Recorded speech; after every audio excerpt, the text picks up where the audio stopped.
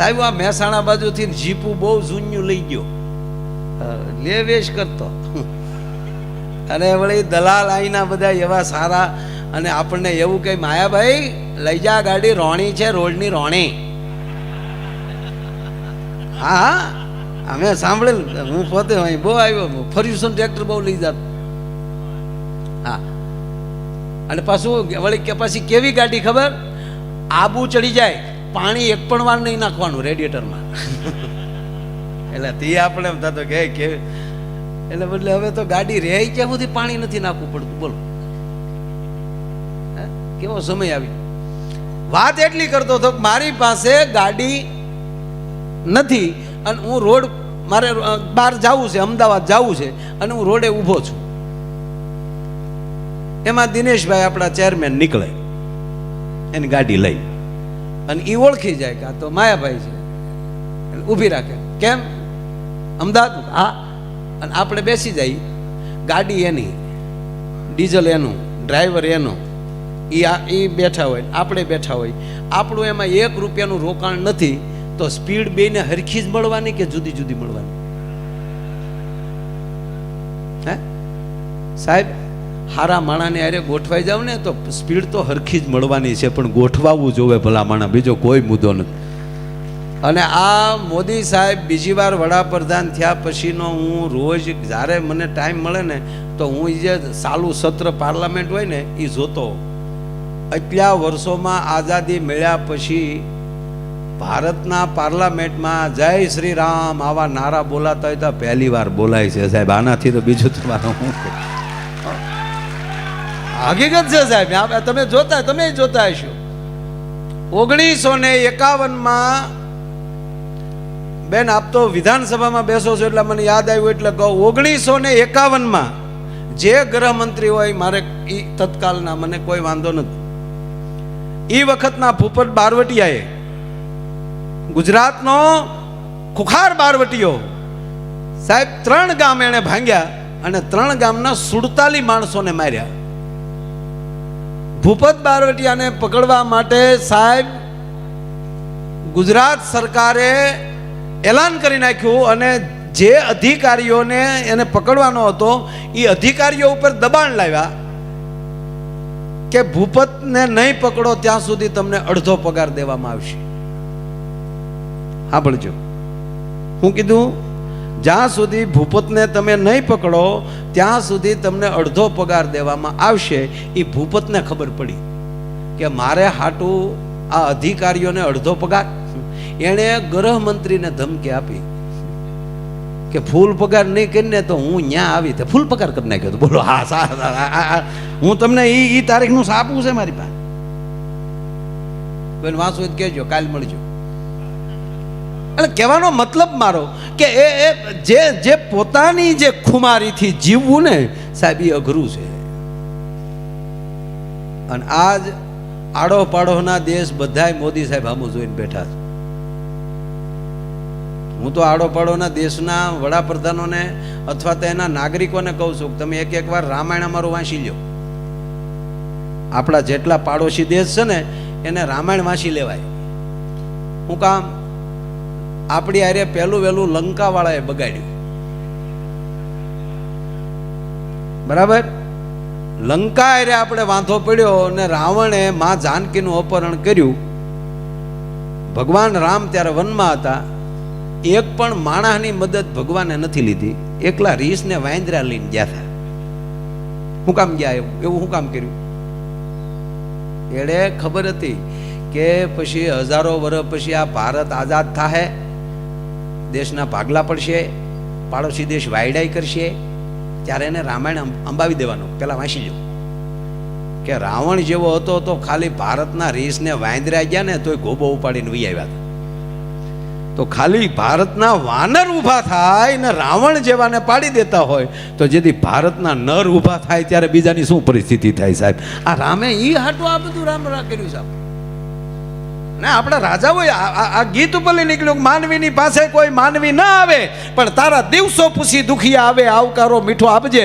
દાદા જસદણના આલા ખાચર, જસદણના આલા ખાચર દરબાર થોડા ગામના રાજા હતા, જાજુ રજવાડું નહોતું એનું. સાહેબ ઈ દી ઉગે, હવા પર દી થાય ત્યાં સુધીમાં એના રાજમાં જેટલા માણસો આવે એને ખોબે ખોબે રાણી સિક્કો આપવાનો. અને એક દી એના કામદારે અડધીક રાતને ટાણે દરબારની મુલાકાત લઈ છે. બાપુ થોડુંક અંગત કામ છે, બોલો ને કામદાર. કે બાપુ કામ તો ઈ છે કે હવે થોડીક દાતારી ઓછી કરી નાખો, 5 આપતા હોય એને 2 આપો. કેમ? કે બાપુ તિજોરી મળી જ ખાલી થવા, રાતના ખર્ચ પૂરા નથી પડતા. એવું? હા. અને બીજું બાપુ ઈ કહું, ઈ તો ગોળ હોય ને ત્યાં માખ્યો આવે, ઈ ગોળ હોય ત્યાં માખ્યું આવે. ઈ શબ્દ જ્યાં પૂરો થયો, એક દિવસ જવા દીધો ને બીજે દિવસે એમ કહેવાય કે અડધીક રાતને ટાણે ઈ જ સમયે કામદારને બોલાવ્યા. કામદાર હાજર થયા. બાપુ બોલાવવાનું કારણ કે તમે મને કાલે કઈક સલાહ દેતા હતા ને કે બાપુ હું તમને શું સલાહ આપું, હું તો આપનો નોકર છું, પણ મારી ફરજ છે, મારે તમારું ધ્યાન દોરવું જોઈએ, એટલે મેં આપને કીધું કે ના તમે મને બીજું કાંઈક કીધું. બીજું એ કીધું બાપુ ગોળ હોય ને માખ્યું આવે. કે હા ગોળ હોય ને માખ્યું આવે એવું કીધું ને. કે હા. એટલે રાતે ગોળ મૂકીને જસદણના આલા ખાચર એટલું બોલ્યા કે લ્યો કામદાર, આ રહ્યો ગોળ, માખ્યું લઈ આવી ગયો. ત્યારે કામદાર એટલું બોલ્યા કે બાપુ એ તો દી હોય તો માખ્યું આવે ને. તા ગાંડા હું એ જ કહું છું કે મારે આંગણે દી છે એટલે દુખી આવે છે ને, બાકી આંડલા કુસ્તી કરતા હોય તો કોણ આવે ભલા માણસ? હે એમ માનવીની પાસે કોઈ. અને એ જો એનો બીજો પ્રસંગ યાદ આવ્યો, પહેલી વાર બોલું છું આ પ્રસંગ, મારી જિંદગીમાં પહેલી વાર આ પ્રસંગ બોલું, યાદ આવ્યો એટલે કહું. જસદણના આલા ખાચરના બહુ નજીકના વ્યક્તિ, હવે એનો જેના નજીકના જ માણસ રાજા હોય, એ પોતે ઘોડી લઈને નીકળ્યા અને હોકાના શોખીન, ઘોડા ઉપર બેઠા બેઠા હોકો પીતા જાય. કેવી ફાઇટ! એમાં એક પટેલનું ખેતર આવ્યું, બરોબર એમ કહેવાય કે લાણી થઈ ગયેલી, અને પોતાના ડુંડા છે એ ખળામાં પડેલા, અને આણે ત્યાં ઘોડું લીધું. એટલે દરબારના બહુ નજીકના માણા એટલે આગતા સ્વાગતા કરી ખાટલા પાથરી દીધા, પાણી પાયું, ચા પાય. પછી કીધું બાપુ કઈ સેવા? સેવા એટલી જ, મારા હોકામાં દેતવો ખાલી થઈ ગયો છે, મને દેતવો પાડી દે. હા બાપુ હમણાં પાડી દઉં. તાકે એનો નહીં, જે આપણે ખંપાળી કયો કે દંતાળી જે કહેવાતો હોય, જે ડુંડા બાજરાના લેવા માટે એના દાતા, એ એને નજરમાં આવ્યા ને કીધું ઓલા દાતા આવે ને એ કડક લાકડું હોય, એનો દેતવો હારો થાય, એના પાડી દે. કહે બાપુ એના દેતવો પાડું તો માથે મેં હમણાં આગળ આવી જાય તો મારે આ પગર હેનાથી ભેગો કરવો? કે કીધું છે કે માર ખાવા છે? ઓલો માણા કાંઈ બોલ્યા વગર પોતાની ખંપાળીને બાળી દેતવો પાડી એને આપી દીધો. ઓલો હોકો પીડી માણા રવાના થઈ ગયો, અને માથેલી કલાક ગઈ. હામેલાની ધારે મેં મંડાણો, ખંપાળી હતી નહીં, આ છે કેટલું ભેગું કરે, અને માણસનું આખું વરફ ફેલ ગયું. મોલ એને કહેવાય કે પગર પલળી ગયો, બાજરો પલળી ગયો. રાજમાં ગયા છે. બાપુ આજ હું આ વર્ષે તમને હું કર નહીં આપી શકું. કે બેટા હું ક્યાં જાજો કર લઉં છું, યોગ્ય લાગે તો આપજો, પણ કોઈ દી હું માગતો નથી. કે બાપુ અમે સામેથી દેઈ છીએ, રાજા છે, અમારે દેવું જોઈએ, અમારે તમે અમને રક્ષા કરો છો તો અમારે તમને દેવું જોઈએ, પણ આ વર્ષે હું નહીં આપી શકું. ના આપવાનું કારણ શું? કે મારો આખો સિઝન મારી ફેલ ગઈ સાહેબ, મને બહુ નુકસાન ગયું. નુકસાન જવાનું કારણ? કે બાપુ નુકસાન જવાનું કારણ ફલાણા ભાઈ છે ને. કે હા, એ આ રીતે આવ્યા અને આ રીતે ખંપાળીના મારા દાતાને બાળી નાખ્યા, અને એને મેં હોકો ભરી દીધો ને. એટલે બાપા હું પગર હરખો ન કરી શક્યો ને વરસાદ આવી ગયો, એને હાજર કરો. ભલે મારા સંબંધી હોય, પણ મારી જનતા ઉપર, મારી પ્રજા ઉપર આવો હક એનો છે નહીં. એને બોલાવો અને એને દિવાલ પાસે ઊભા રાખ્યા અને કીધું કે હવે ખંપાળી લાવો. બાજુમાં કોઈ હતું રહેતું હતું, એની ખંપાળી લાવ્યા અને કીધું કે વડીલ તમને આના દાતા બહુ ગમે ને? કે હા, આના હોહરવા દાતા કાઢ નાખો. અને દાતાથી એમ કહેવાય કે દિવાલમાં જડી દીધા. આવો હુકમ કર્યો. મારો કહેવાનો અર્થ કે ઈ સમાજમાં વાત થાય કે આ રાજા કોઈને મૂકતો નથી, તો કોઈ ઈ એના રાજમાં કોઈ આવી હરકત કરી શકવાનો છે?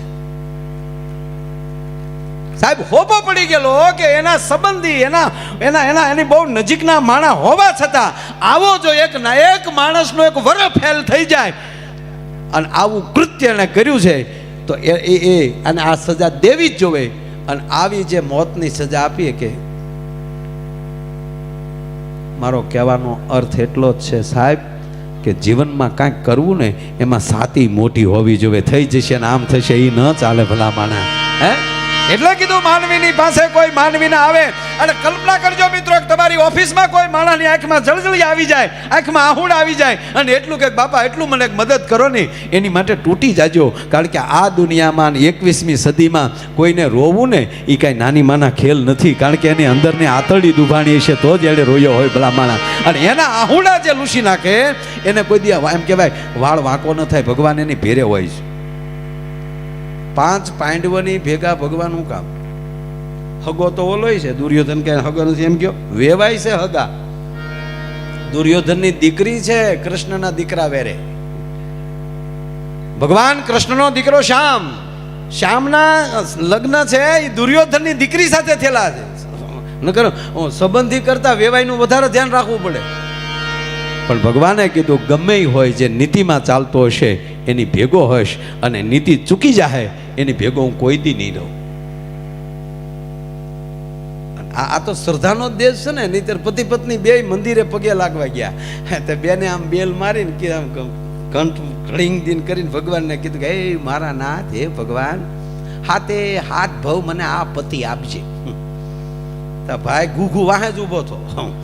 એણે બેલ માર્યો, હા ભગવાન પાછો આ ભવ હાથમાં જ હોવો જોવે. લે એની વાતું ન રહે સાહેબ. ઈ કાગયને પાણી પાજે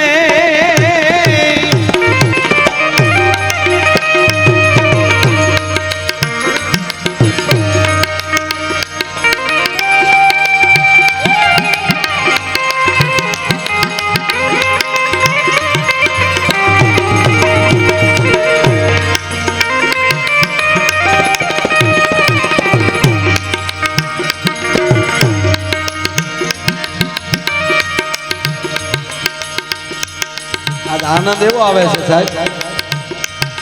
બેઠો છું ઊંઝામાં, ખોળો છે માં ઉમાનો અને દ્વારકા યાદ આવ્યું સાહેબ.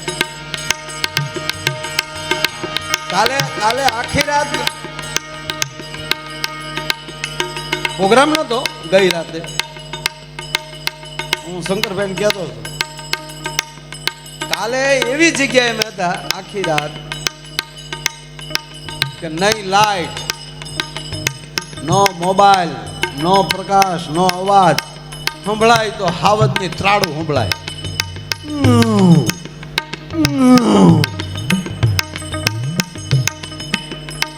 એક મહાત્માની એક મઢી હતી, એની એક અગાશી હતી, એની માથે આખી રાત હુતા હતા. પછી તો સવારે સૂરજ નારાયણે જગાડ્યા ત્યારે જાગ્યા. એટલે મને દ્વારકા યાદ આવ્યું સાહેબ.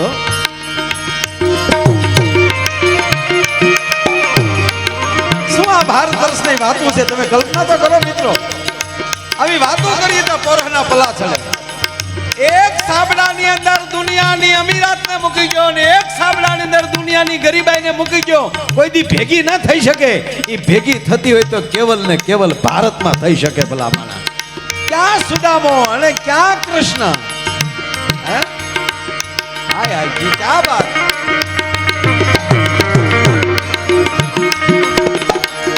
ભગવાન કૃષ્ણના સખા સુદામા સાથે ભણેલા. સુદામા ને કોઈ એમ કે દ્વારકાનો રાજા ખાલી વાત કરે, એ દ્વારકાનો નાથ મારો રાજા રણ છોડ છે, એને મને માયા લગાડી રે.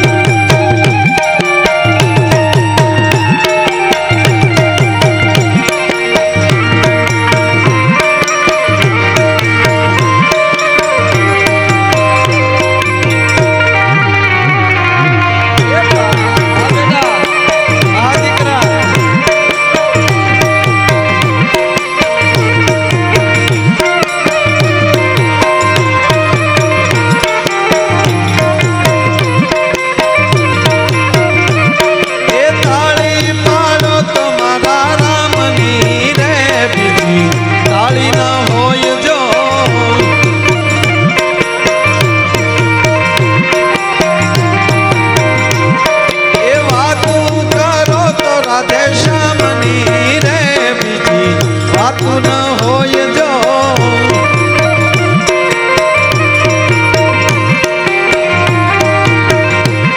એ દ્વારિકાનો નાથ મારો રાજા રણ છોડ છે એણે મને માયા લગાડી રે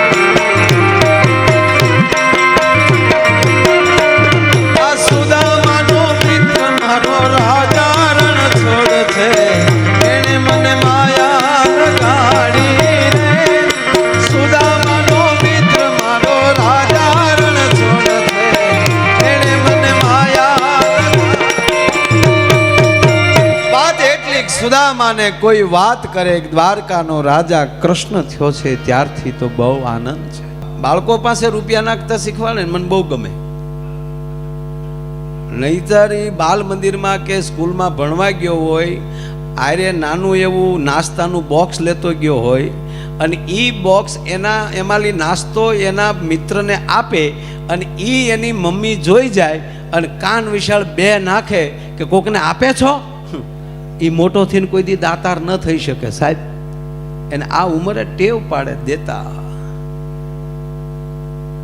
હમણાં જ અમારા વિસ્તારમાં રાજસ્થાનના બે પતિ પત્ની જૈન લોકો મને કે માયાભાઈ હું કોઈ વસ્તુમાં મને મળ્યા અને ગ્રામ્ય મારે સ્કૂલ છે એટલે એ બાજુ આવ્યા 15,000 બાળકોને આ વર્ષે એને કપડા આપ્યા. ગ્રામ્ય વિસ્તારમાં જે ગરીબના છોકરા સ્કૂલમાં ભણવા આવતા હોય અને સારા કપડાં ન લાગે કે અરે આના કપડાં બરાબર નથી જ તે, એટલે એના પરિવારની મુલાકાત લઈ સાહેબ અને એક ગામમાં 50 હો બાળકોને આપે. એટલે આ આપતા શીખવું એ બહુ મોટી વાત છે. એટલે મેં એને કીધું કે તમે આવું શું કામ, આમ તમને વિચાર ક્યાંથી આવ્યો? એટલે મને એણે એવું કીધું, મને કે એ તો હિન્દી બોલતા હતા, રાજસ્થાનના હતા. મને કે મેં એ નક્કી કર્યું કે કોકને દીધું એ આપણું, કોઈને દીધું એ આપણું અને આપણી પાસે રાખ્યું એ ફેલ. આવ્યું નથી દીધું નથી. અને વાતે હાશી ને તમારી પાસે ગમે એવી ગાડી હોય પણ ઘર બારી કાઢો જ નહીં, એકચ્યુઅલી ખરાબ થાય નહીં, વરસાદ છે ગારો વાળી થાય તો તે લીધી હું કામ એ તો કે. અને હું તો આપ બધાને વિનંતી કરું ભાઈ, આપણે એવું નથી કે આપણે જ રૂપિયા વાળું થવું એમ. હારા માણસના ભાઈ બંધ રહ્યો ને તોય મફતમાં મોજ કરશું.